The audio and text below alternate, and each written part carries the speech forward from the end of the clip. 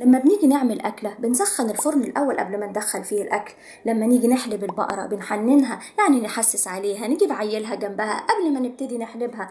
لما نيجي نفتتح محل بنشغل أغاني كده بصوت عالي، بنشغل قرآن، بنعمل زينة في الشارع عشان الناس تعرف إن المحل ده هيفتتح النهاردة. لما نيجي نفتح مشروع وحد من المسؤولين هيجي يفتتحه بنجهز الكاميرات والشريطة الحمراء والمقص اللي هيقص بيه عشان يفتتح المشروع. إيه ده؟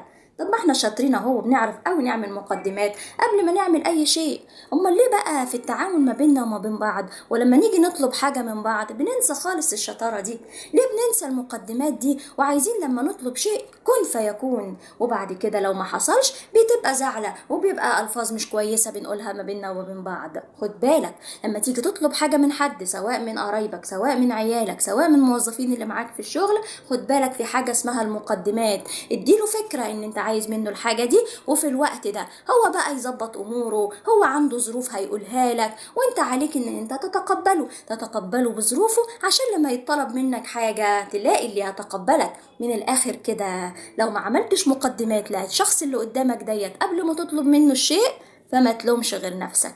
والسلام عليكم ورحمة الله وبركاته.